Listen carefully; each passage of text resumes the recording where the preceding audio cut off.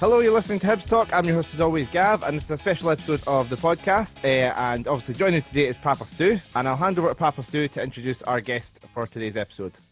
Thanks, Gav. Right, we've got, as you can see on the video, we've got Colin Leslie, former journalist and sports editor at the Scotsman newspaper, fundraising and communications manager at Supporting Minds, supporting people affected by mental illness, and presently, I hope this is right, Colin, marketing and communications manager at Lukey House Charity. Is that? That's right. That is my current job, Stu. Thank you. Yes, which is a charity for people and their families living with devastating effects of long-term conditions. And, well, honestly, why I've got you on here is because you're a top Hibby, good mate of mine, and you're also the author of Bestie to Beastie to Belgium. Now, I'm just looking for it. Here it's here. That's the one. This is a guy that wrote it. Oh, you got one. Oh, Gav. I feel left out now. And just before we start, you actually also wrote Shades, the autobiography of Eric Shadler from way back in the 70s, who tragically lost his life. And we were talking off air, and I had a wee thought, and I don't know if you know this, Colin. Do you remember who signed for Hibs when you wrote that book and you just brought it out? Well, I do remember that it was Terry Butcher. Yeah.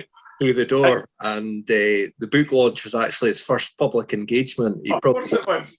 I was speaking to Terry all night. Yeah, and you really was thinking it's a good opportunity to win the Hibs fans over, and it's fantastic. He posed for pictures with my two kids, and safe to say that they're kind of in the Hall of Shame now. and then you bring this book out, and we've got another new manager. Same happened again. Did you think about that? Did you even know that happened? I've got every faith that Sean Maloney's going to be a success, but if we do end up with another dud of a manager, just to come to me and ask me to write it, we'll get rid of it. It's Colin Leslie's. He's good. It's surely good and much better than Terry Butcher. No hard one to beat, but aye. Terry did seem like a very nice guy, Terry Butcher, but just never worked out as a Hibs manager. Let's be honest. No, never. Not a bit. Just before we start, Colin, I've been doing a wee bit of research and whatever, and I just, reading this bit here, which gets me, because I'm going to, this is me and Gav were wanting to ask a question. Before I ask the question, there was no trophies, no famous five, no pioneering European journeys, no Turnbull's tornadoes, but in the 80s, Easter Road was a bit dull. So why did you write about the 80s, mate? It's the obvious question, isn't it? I mean, everybody kind of writes off the 80s, but I would argue that it was far from dull. It was an incredible decade, yet if you define it by success, it was a massive failure. But if you're looking for excitement and character, it had that in abundance. It also coincided with me kind of growing up. So, at the start of the 80s, I was just a wee laddie. I was getting lifted over the gate. It was all really new to me. And by the end of the 80s, I was like part of the carnage in Belgium, having a pint and there with 2,500 mad Hibbies in Liege. Well, I was explaining to Gav, and I'm a wee bit older than you, before anybody says anything. I think I was about 5-6 years older. I think. In your dreams, Stu. No, 6 years or so, I hope. No, you're right. And I was explaining to Gav that, and I've seen it more in the 70s, but as the 80s went on, we used to get, when we were kids, we used to get thrown across the turnstiles. We never had to pay in. And I say that because I asked to ask Gav, I says, did you ever see the half turnstiles? How they're right up the ceiling right now. But Gav... Can you imagine that happening under Rod Petrie and his watch? Barbed wire and snipers and everything. Well, that's it. We used to get thrown over by the old man or uncle or the mates. They used to come rolling out the pub, Gav, and used to go there. And if you went with your mates as you got older and you got a wee bit leeway with your parents, you used to go to the match, Gav, and then you would just say to any guy, listen, any chance of chucking me over, mate? Get a lift over.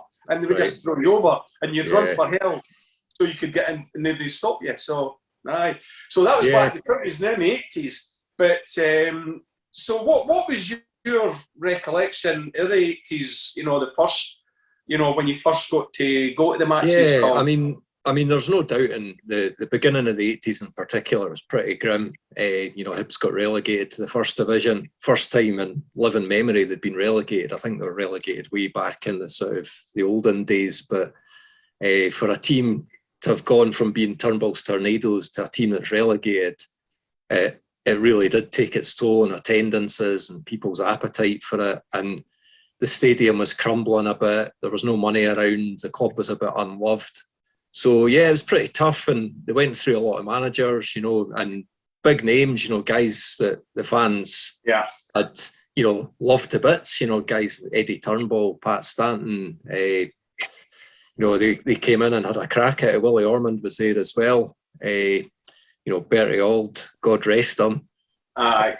He got Hibs back up, but you can see from the book that he was far from popular with the players and the fans for the way he tried to play football, and I think he tried to live up to Eddie Turnbull, and he wasn't that, you know, he just didn't have the kudos around Easter Road to do that, and he didn't go about it in the right way. Yeah, Well, I just finished reading that chapter, and Gav, you wouldn't believe how Bertie Auld used to walk about and had a big cigar like that, and that just puffed on a cap. And reading the book, and then, you know, you forget about things as you get older. And Bertie Auld, what you interviewed him, Colin, but sadly before he died, and the guy was unbelievable, Gav. You should have seen what he'd done to players. Now, Jackie McNamara, as you know, Gav, was, you know, he was a top guy at Easter Road, and he just done the dirty on him. It was ridiculous. And Colin, you know, was it Ralph Callahan and Jackie McNamara told you about when they were going away, the old, was it first division, second division? Yeah. First division, then, Gav. Yeah. And they got told by the chairman, Hart, that you'll go, where was it now, Mexico? They were going to California, and then California. And it was Ralph Callaghan and Jim MacArthur were the two great servants to the club, but because they hadn't signed a contract, Bertie decided, well, you're not coming on the end of season, and it was promised to them as a reward for getting promoted. So it was a real slap in the face for both of them, who ended up signing and staying anyway. Yeah. Yeah, it did rankle with them. Aye, and they ended up in Haiti, Gav, which they thought was Tahiti, which they were going to, and they thought they were going to. we're in the middle of a civil war. Only Hibs, of course.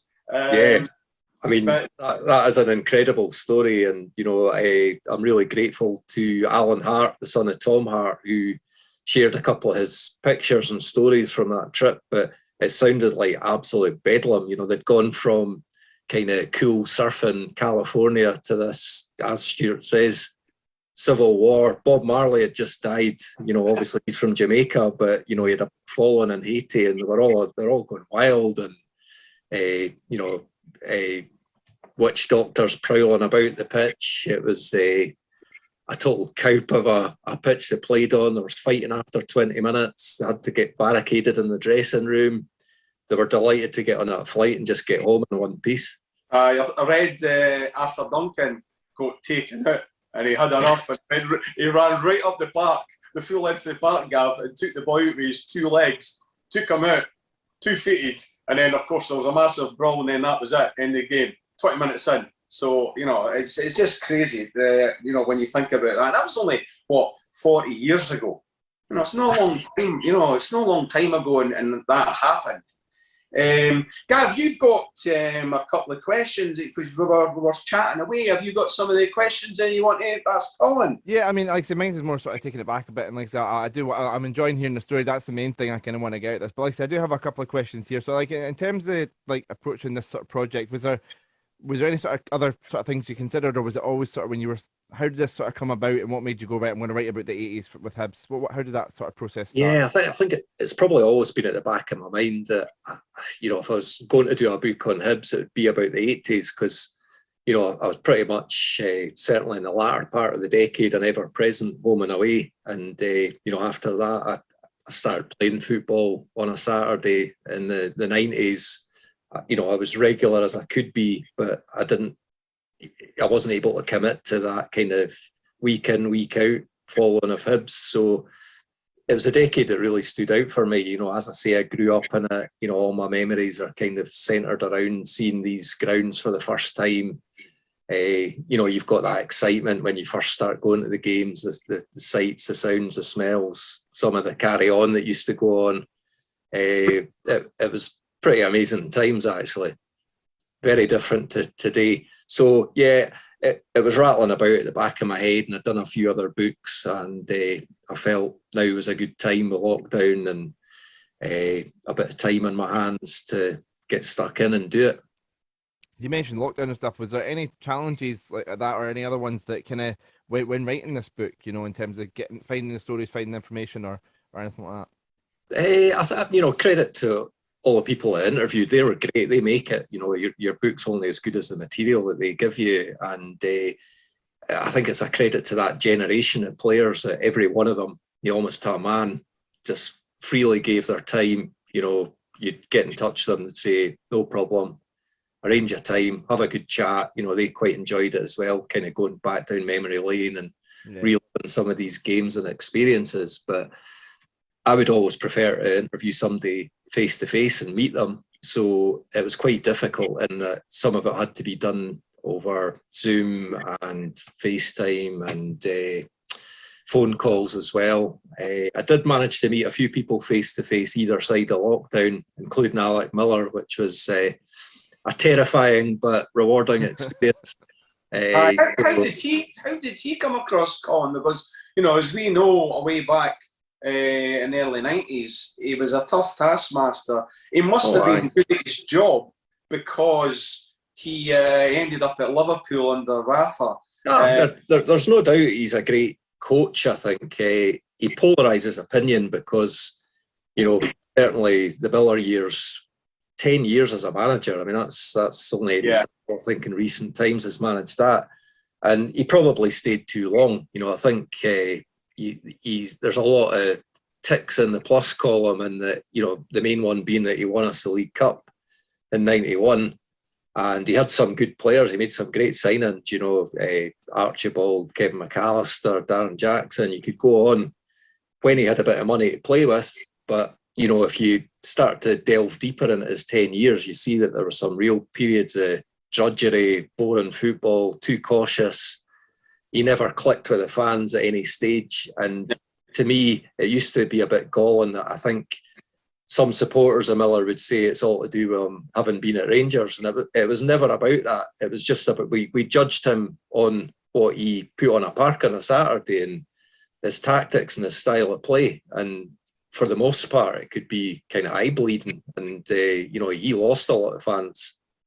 You know, Colin, actually, when you're talking there, it reminds me a wee bit of, not as bad, but Jack Ross. Jack Ross was getting to that stage where the fans, you know, Gav, we spoke about it on pod, and Dave was, you know, Dave on the pod was saying these things. He says it's, you go to the match and you're actually bored. You're looking about the stadium because on the parks know what you want to watch. And this is where Maloney's came along, and hopefully what we've seen already, it's changing. Yeah, you know? Absolutely. I think, you know, Jack Ross, his record was decent, but it was just apathy at Easter Road. You know, people just didn't have an opinion one way or another, and that can't be good. You know, you need to be excited when you go to the game. Obviously, is that what it was like under Miller? Like, say, I never sort of experienced that being a bit younger. Is that what it was like under Miller? Yeah, it was, and of course we're not going to win every week, but we want to, like, we'll have a wee bit of flair about us and something to get excited about. And I think for me, Jack Ross was just a bit bland and safe, and played it too safe, and, you know, that ultimately has cost him his job, whether that was harsh or not. And I think I'm more excited by seeing somebody like Sean Maloney and the signings that have come in than I have been in the last couple of years. Yeah. Hopefully. Well, Alec Miller, Gav, it was a 1-0, 1-1, possibly 2-1 game. That's what we were watching each week, and it was, as Colin says, it was just so bland and boring, and it was a high ball into the box. That's all they done. They got over. I remember Miller. What's his name again? What's his first name again? Right back. Miller. Yeah. Wally Muller. Muller. Get onto just over the halfway line, Gav. You just think about it. Halfway line and pump to the back post. That was his job every game. He wasn't allowed to go forward. Runs. It was actually quite bad. But we've had some managers, as you say. Yeah, but like I will say about Alec Miller, absolutely dedicated to the job. He did a lot of good things at Easter Road. You can see that he kind of, right from getting the overalls on and helping to paint the benches and getting the apprentices a bit more professionalised. So it was quite illuminating actually to learn a wee bit more about what he was up against, because again, money was tight and he had to kind of pick the team up after all the Mercer business. So I think he still polarises opinion, but I've got a lot more respect for him, having sat down and listened to him. Who excited you, after a Zoom or a phone call or maybe a face-to-face? Who did you come out and go, oh, that was brilliant? There must have been one or two. I think the Clown Prince, Joe Tortolano, would be the pick of the bunch. The guy, he's a born entertainer. He's a very funny guy. Probably too self-deprecating. He's a bit tough on himself. That his confidence obviously took a battering during his time at Hibs, because he started off a very good, promising player, and he did become a bit of a target, and it affected his performances. Some characters can deal with that, others kind of struggle under that weight. Joe's the same age as me. I played against him at Easter Road in a Scottish Cup semi-final, I think it was. Again, he played for Tullibody Hearts, and his brother was better than him. And he played centre forward where Joe played in the left wing. And see, when I used to watch him, honestly, you'd be saying, what a player. But there would be guys just slating him. If he just done that wee bad touch. And that's how the laddie probably just lost it and he couldn't play. Yeah, I think, he's older and, well, I was going to say wiser, but I'm not so sure about Joe. But he was absolutely great entertainment. A few of them were, quite interesting actually. Even people like John Collins, you think is very serious and he's media trained, he's been on TV, but see, when John got into looking back at when he was 15, 16 and an up and coming apprentice, you could really hear it in his voice how much it meant to him and how much Hibs means to him as well. So nice to hear, to hear that kind of genuine love for the club. Yeah. But I want to go at one of the sort of headline ones now. I'm just jumping straight in for this. Obviously, George Best is in the title.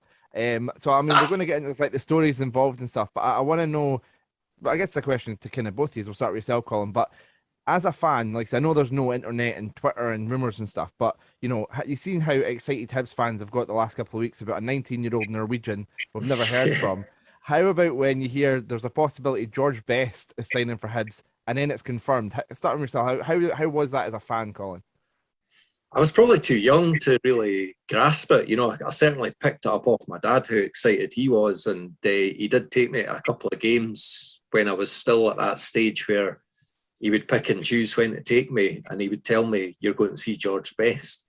But I suppose at that time I was probably a bit more obsessed with Kenny Dalglish, and I was kind of, George Best, I hadn't seen him in his heyday at Manchester United. I didn't realise just, that he's one of the greatest players that's ever kind of walked the planet. So I think looking back as an adult now, I'm as astonished as you are that, George Best passed through Easter Road, and it's unbelievable, isn't it?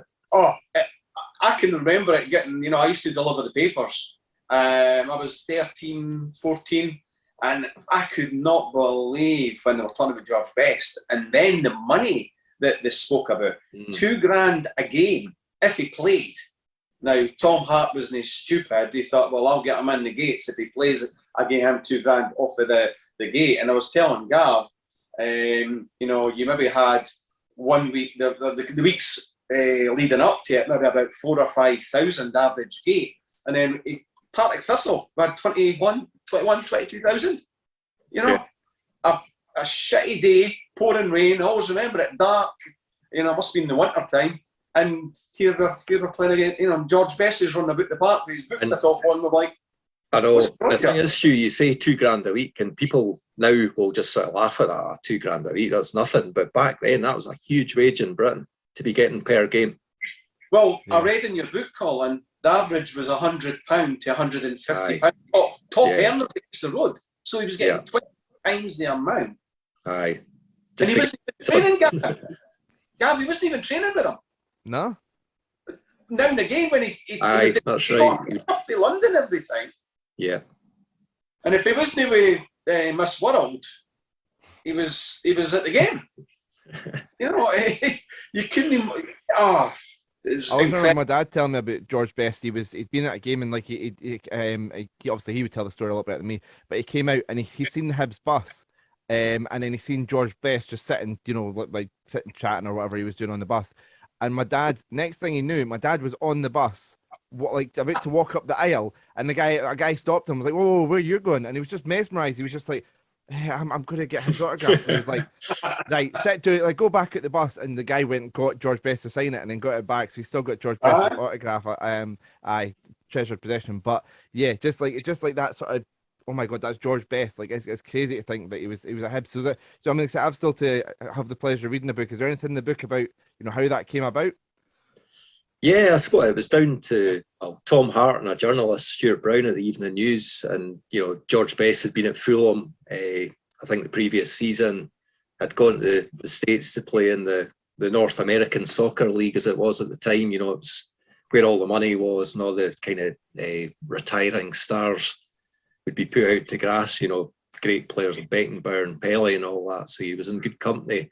But then it became clear that he might be open to coming back to play in Britain, and Hibs got in there first, and it put thousands on the gate immediately. So from a business point of view, it was a no-brainer. It was it put bums on seats or guys on terracing, as it was back then. And it's an honour to say that George Best played for Hibs, and all the lads that played with him said absolute down to earth, lovely guy, no kind of no ego about him, just a good lad. And Gav, we used to have in the old stadium, we used to have a wee gym down there. You could play 3-a-side. And what happens is, I don't know if you ever done it at school, but what are they now? The wee benches, wee brown benches. Did you ever have them at school? And you could put them on their side, and that was your goals, and you had to keep the ball in. That's what we used to get training years ago. Aye. And that's what they done at Easter Road. I've trained in there with Court Star. I used to play with the centre court, calling it Craig Lockhart. Kenny Walks, old man, owned Hibs, and of course young Kenny, that was his pub. So we used to go in there and train, and that's where George Best, if you think about it, he used to go in there and train with the guys after the young guys and playing. They couldn't believe they were playing for your side with George Best. Aye. Well, he said he loved football, there's no doubt about that. The problem was he loved a drink too, unfortunately. Does he go? In terms of the book, Colin, was there, obviously we mentioned about research and stuff, so I guess this sort of ties in with that, but also in terms of writing, when it came to putting it together, was there a favourite chapter you had in terms of writing and putting together? Well, probably the cover story, if you like, the Graham Souness game, as it's known, the Battle of Easter Road, August 1986, because I was there on the terrace on that day, 14 years old, first game of the season, got my new Hibs top on, got my scarf knotted around my neck, and it was just football at its absolute best. Beautiful sunny day. You've got all the 10,000 Rangers fans spouting their nonsense to the left of you. The rest of the ground just going balmy supporting Hibs, and the script could not have been written better. It was just unbelievable. You know, you had guys, Terry Butcher, we mentioned earlier, he just got the World Cup. His last game of football before that was the game against Maradona at the World Cup. And there he is at the road. Colin, Rangers had near enough half the English team there. Aye. The goalkeeper, Woods. You know, Woods and because you could go through them. I can't remember them now. But and then for Graham Souness to lose the plot and get sent off within the first half, and Hibs to go on and win the game, it was the stuff of dreams. It was brilliant. I remember where I was. I was up in Pitlochry with Coach Star. I don't know why we weren't at the game, but we must have had it booked for a pre-season or a post-season can bury away for the weekend. But there were something like 27,000 in Easter Road that day, and that's probably the last time we had a crowd like that. For obvious reasons, just capacity, and it was kind of pre-seats going in and all that. But it was just an incredible day. So to get all the guys' stories, and it would have been good to get Souness himself, right enough. But I think he would have politely declined the offer. Oh, it was some tackle on George. Well, it wasn't even a tackle, Stuart. It was just a cowardly attack. You know, McCluskey basically had his back to him, and he's gone on his leg with studs. Aye, well, you see the blood running down his leg there in the book here. It was cowardly, and Souness, for all he was a great player, there's no doubt about that. If you look at some of the incidents he was responsible for Rangers and Scotland, there were a few cowardly attacks in there where he went over the ball and just did people. You know, it was hard there. Yeah, you got away with it then. That was the thing. Aye, you didn't get away with that day though, at least. No. Obviously, we don't want to give the whole book away, but is there any what sort of stories can people look forward to reading in the book? I think there's a few surprises in there. I think one that gave me a lot of satisfaction was tracking down Ricky Hill. He would have been the first black player to play for Hibs first team had he been successful with the trial that he came over to take part in. I think it was the winter of 1981, and the poor guy was in Bermuda, beautiful tropical island, and Hibs bring him over in December. The coldest winter in 100 years, and expect the guy to perform. An alcoholic Easter Road. We bring a Bermudian over here, and it's in December. And the boy couldn't feel his teeth. Culture shock, yeah. So that was one of the Zoom calls. I didn't manage to find the budget or beat lockdown to go to Bermuda, but he was absolutely great. Ricky, he works for an insurance company out there. It's quite a small island, so the local journalist was able to put me in touch with him pretty quickly because he went on to be a pretty successful cricketer and footballer in Bermuda.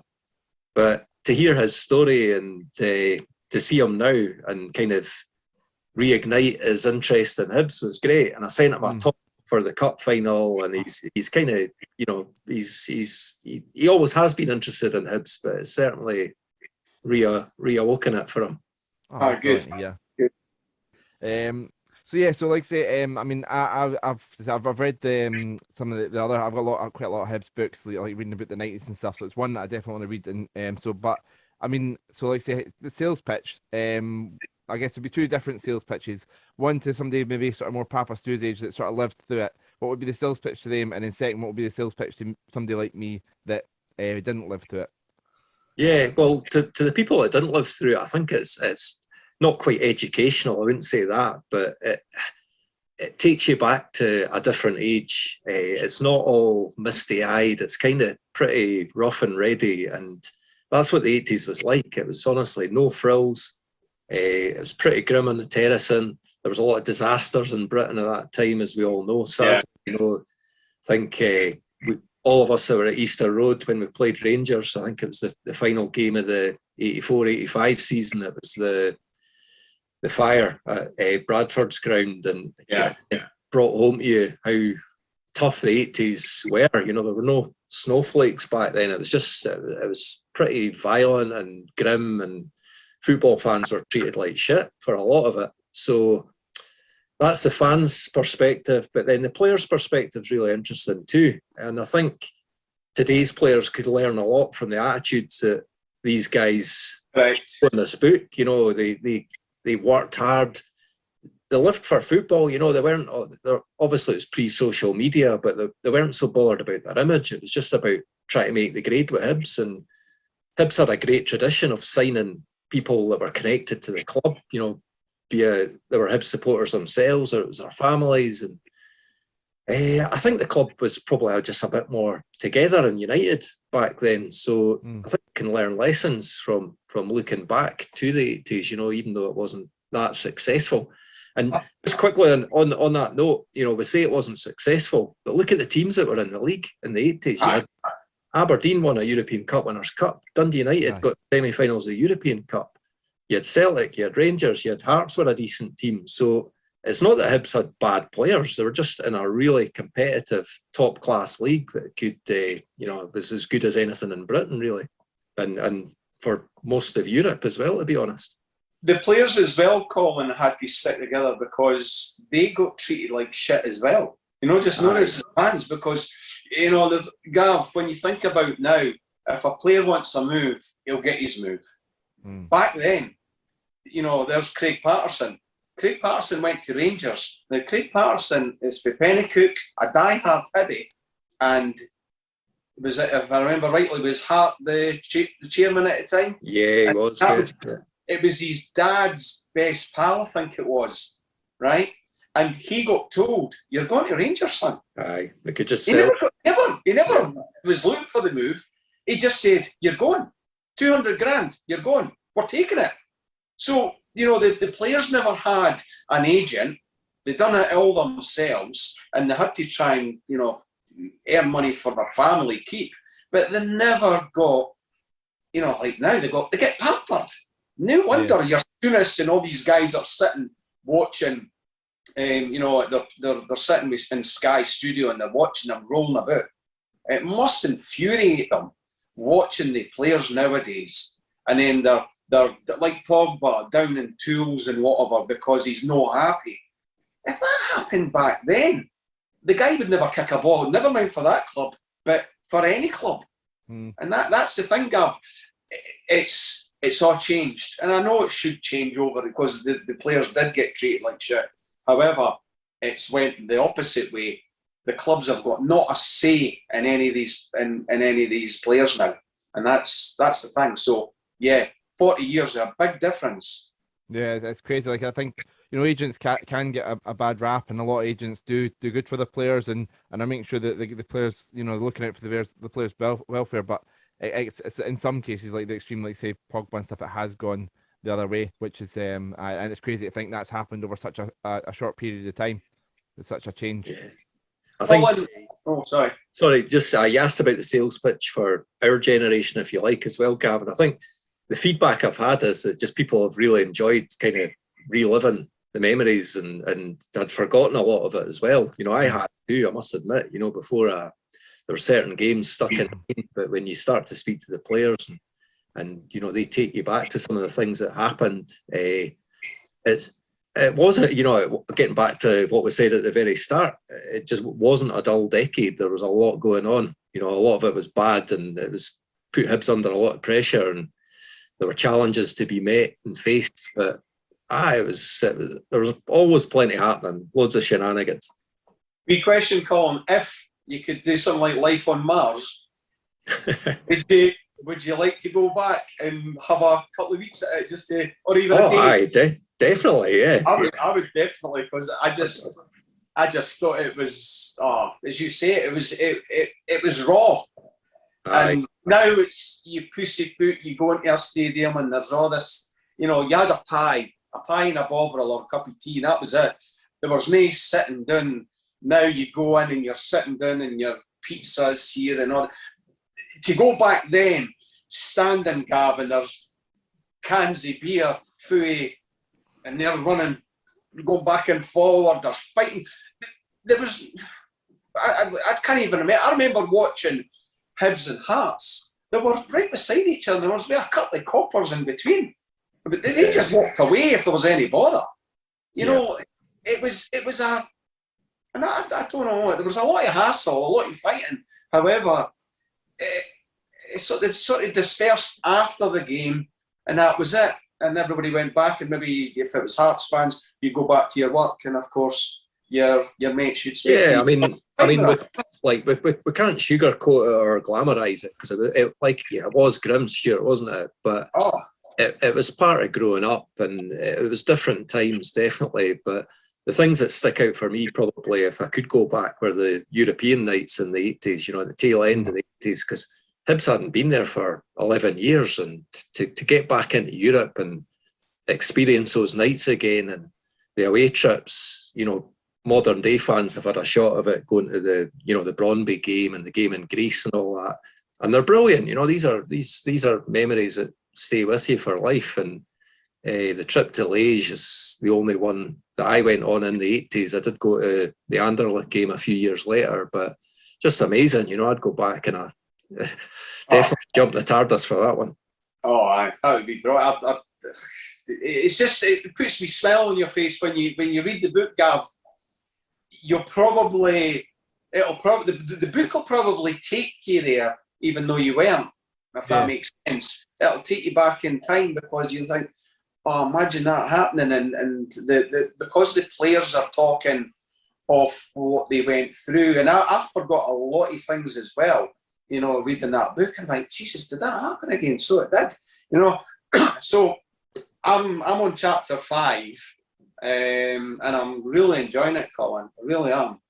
And you must have had great times writing it. I don't know. Yeah. I'm pleased with the feedback I'm getting. I'm glad people have liked it, and there was obviously a bit of a market for it. A lot of the books concentrate on the glory years and are more historical and game by game. And of course, these are really important books for any Hibs fan to have in their collection. But I think there's a few more anecdotes in this, that not everybody will agree, but it touches on the casuals, and it touches on, even gives Gary Mackay's perspective from how shocking we were in the derbies. But I think that had to be addressed. It was the elephant in the room. And that's what I was going to come to next, Gav.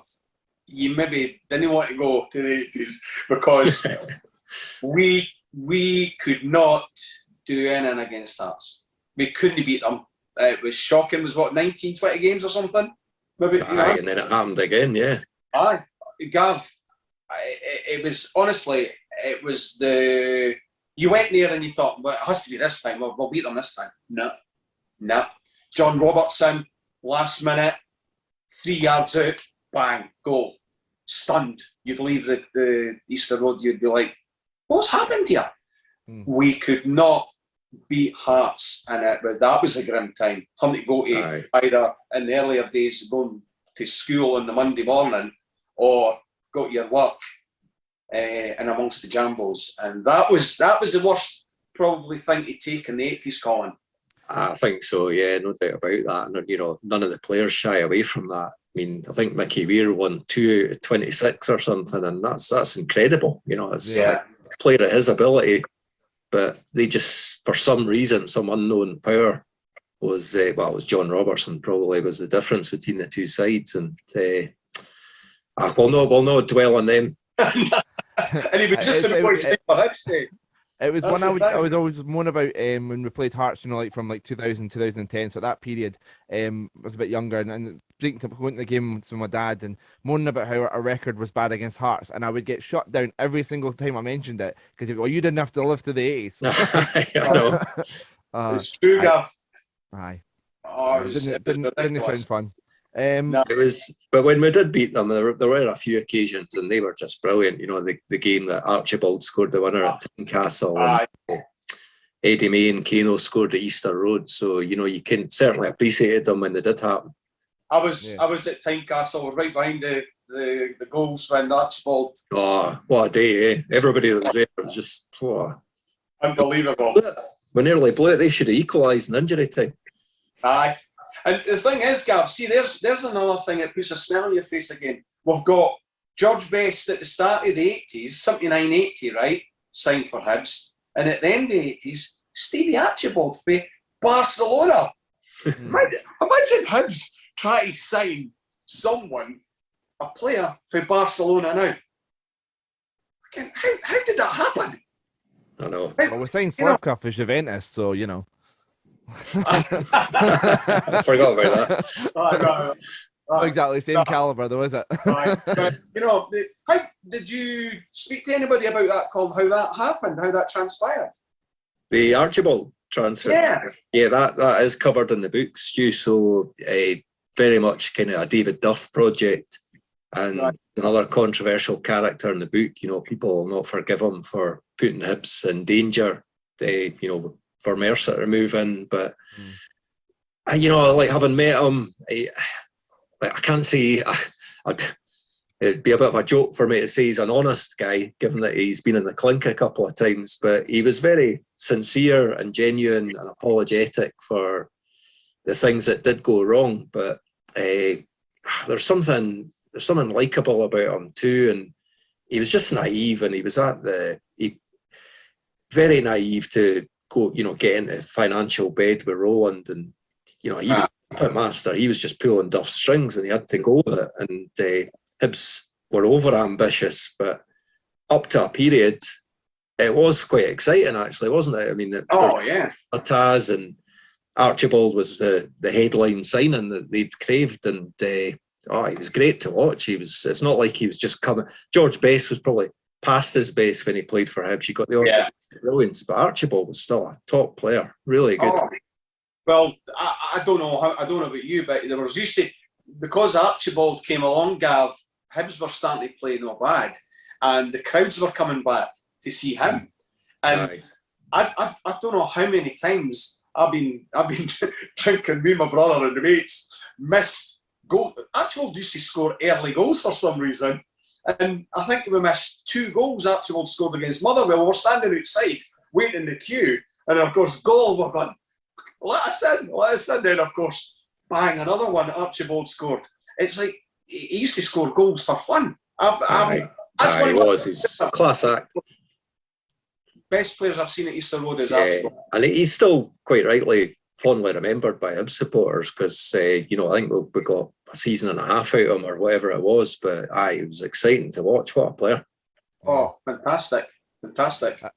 After a name you mentioned earlier on, and a few of them sort of came up. You mentioned like Mickey Weir, who sort of made his debut in the late 80s, Kano, John Collins obviously spoke about and obviously interviewed for the book. I always remember fondly like the obviously Brown, Thompson, Whittaker, all that sort of stuff. That young generation of young Scottish players coming through. What was it like being a fan watching those young players coming through, and the fact that the majority of them were Hibies as well?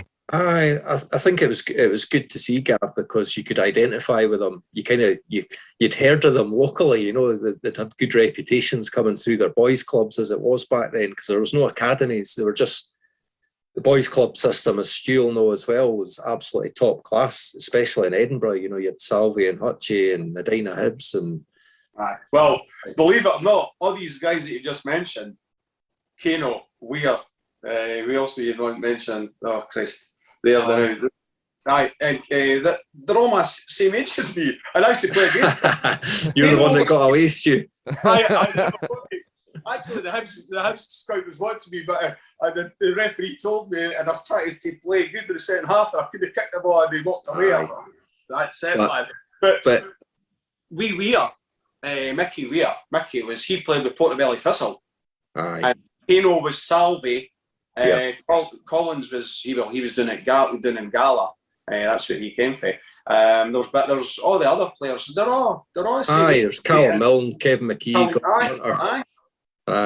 And I think the funny thing about that is it was kind of through necessity that they had to play for the first team because they just didn't have the cash and they couldn't keep a lot of the senior players. So these guys got a chance at an early age and they were good enough. They grabbed it with both hands and.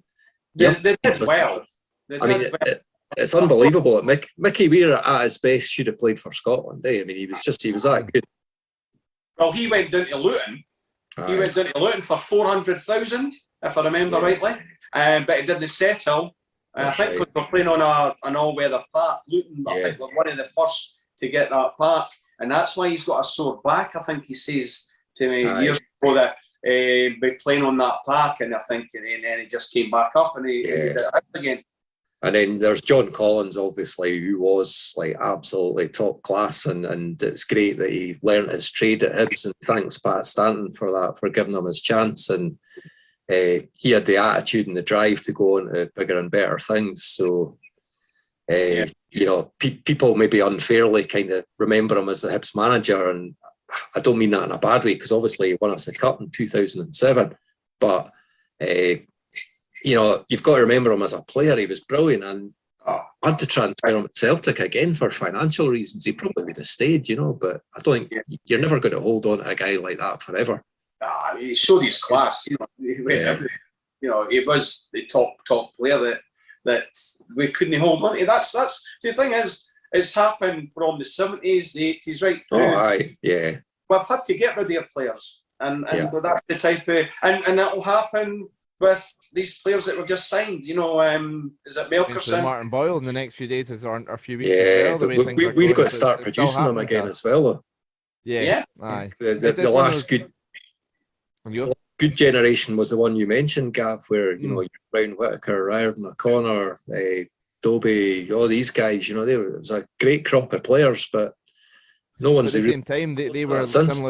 Similar to Hibs, with the financial situation. You know, we'd overspent with the likes of Dela Cruz, Sozi, Statelli, all that sort of stuff, and Bobby Williamson didn't have a choice but had to play them. And then obviously Tony Mowbray came in and kind of coached them a bit more. And it's kind of that thing of like, well, is it maybe not a thing of the youngsters not given the chance? And you know, why is it financial situations that forces us to play them? But that's maybe like a bigger conversation about youth players in Scotland and stuff. But yeah. So like I say, we'll sort of finish up there. In terms of getting the book, where can people get the book?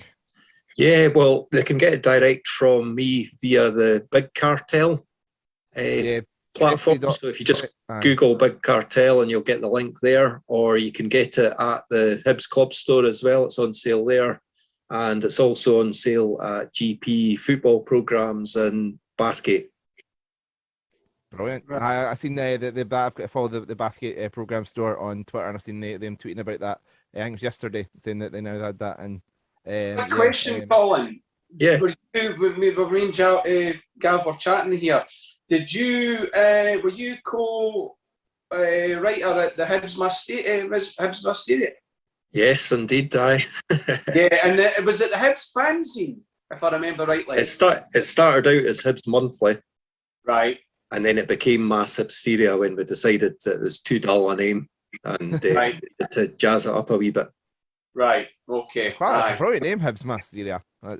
Yeah, well, we put it out to a competition, and it was a guy called Mark Scally and his pal that came up with that name, and it was a winner all the way. And we used to have Irvin Welsh writing for it, and a couple of other, people have gone on to make a name for themselves. So there was no short material. Did you get away? Sorry, I wasn't including myself. It's something I sort of remember from my early days of going to the Hibs games. Was the Hibs Mysteria, and like saying and going through, like my dad always got them, and like my dad going through old Hibs stuff and stuff. And then I remember there was a bit of a darker humor at times in terms of, compared to like the Hibs general program and stuff. And well, we didn't have forums and podcasts and things like that back then, so we needed an alternative to what the club were putting out. It was all a bit po-faced and official. So, the fans have always had banter and been funny, but it was done in a different way back then. And it's kind of the printed version was the way to do it. So that was good fun. And, a couple of guys that took over from me as the editor, they really drove it on further. Sean Allen and John Campbell and Graham Ewing latterly. So it went on to have a really successful history. Actually, it was good, the fanzine, while it lasted. Yeah, no, like I say, my dad speaks very fondly of it and stuff, and like I say, he's still got his collection. Definitely. Another wee question, Colin. Could you put a book up in a competition for us? Oh, definitely, yeah. I'll put 2 up. Right, Gav. Cool. We'll sort out the details for that. So check our Twitter for that. I'll make it our pinned tweet for the next couple of weeks as well, or we'll decide on the deadline. But we'll, Yeah, we'll sort not out a the details problem. for that. So check on our Twitter for that. But yeah, like I say, the Bestie to Belgium. Sorry, Bestie to Beastie to Belgium.bigcartel.com if you want the address. But like I say, you can just Google it as well. But yeah. So like I say, just sort of, we mentioned it earlier on. We'll just sort of briefly finish up on your thoughts. Like I say, you mentioned Sean Maloney. Quite excited about Sean Maloney as Hibs manager then. Yeah, I mean, it completely out of the blue for me. You know, I thought we're probably, yeah, I was very apathetic about Jack Ross. I was getting to the stage that, oh, right, we might as well, you know, we've had worse. And I just wasn't excited. I was still going to the games, but you could see the empty seats around you. So I think, as harsh as it was, the club have done the right thing. And I think Sean Maloney's a really good choice. He's, you know, he's got great contacts. He's learnt the ropes under Martinez. He's already demonstrated by the kind of imagination he's shown and the players that were brought in that there could be exciting times ahead. So yeah, I'm absolutely behind him, and I just hope he delivers and gets time to do that and plays a better brand of football that can excite us again as well. Yeah, I mean, don't get me wrong. I want success. I'm like yourself. But we mentioned about Jack Ross and Miller earlier on, and you know, it's great if you can scrape out those results, but a lot of the time, then when you don't, it's kind of like, well, what's the point? Whereas if I'd rather finish sixth, win a cup, or go far in a cup and put in a performance in a cup and play exciting football than finish, you know, fourth and don't, you know, and just play boring football. And yeah, I think we need more characters in the team, no doubt about it, and we need more pace in the team. I think Jack Ross's team was devoid of pace, absolutely reliant on Martin Boyle. Yeah. To a lesser extent Nisbet, and when Boyle was getting marked out of a game or was suspended, it showed. And it's good to see already the average age of the squad's come right down, and we've got guys on long-term contracts, and there's a bit of ambition and intent that you can see that Maloney's already put a wee stamp on it. Yeah, a bit of a project. And in terms of the signings, like, is there any from the January window, including like Muller and Tate, that you're kind of most excited about? Well, definitely Melkerson. You know, he could be anything, and having seen his show reel, you can't always rely on that, because I think we've seen some guys that they're obviously very good in the creative suite, and when they're doing their video editing, because they don't resemble the player you've just watched on YouTube. But I think in his case, he looks the real deal, and hopefully he gets a chance and a bit of, you know, he might hit the ground running, but if he doesn't, I hope the fans show him a bit of patience and he can show us what he can do. So he's the most exciting by far for me, but I like the kind of balance that he looks to have added to the squad. Colin, I listened to it last night, but the guys on the Hibs Talk Extra, if you listen to that, the first guy, where did he come from? Norway, but what's the podcast again, Gav? Oh, I'll need to double check his name. I've got it here. Reindeer hot dog or something. Reindeer hot dog. Media hot right. dog. Now, he talks for about 10-15 minutes with the guys on the Extra, and telling us all about Melkerson, what we should be seeing, and what, you know, what he's going to give us. So it was quite exciting. I listened to that last night. So if you haven't listened to that, or the listeners, we'll do. You know, looking forward to seeing him. Aye. Yeah, I think him and Muller for me are really, really exciting. And I hope that I want to see Boyle, Muller, and Nisbet play as a three. Yeah, I mean, we've been waiting that long for Muller. I'd almost forgotten about him, but I can't see him. I hope he stops posing with owls in the old town. I don't have a problem with that. Maybe he's a big Harry Potter fan. You never know. Aye, that's pure. That's 80s behaviour. That's just weird. Brilliant. Well, we'll wrap it up there. Thank you very much, Colin, for your time this evening. Thank you. Thanks, Robert. Cheers, Colin. Thank you very much. And so like Papa Stu said, you can check out the Hibs Talk Extra Time. The guys look ahead to the Celtic game, and as well as discussing the new signings. And we'll be back Monday evening after the Celtic game to discuss the Celtic game, and then look ahead to the Scottish Cup campaign, which kicks off next Thursday. Cove Rangers, isn't it? So yeah. So thank you very much for listening, and thanks, guys. Thank you. Cheers, Gav. Cheers, Colin.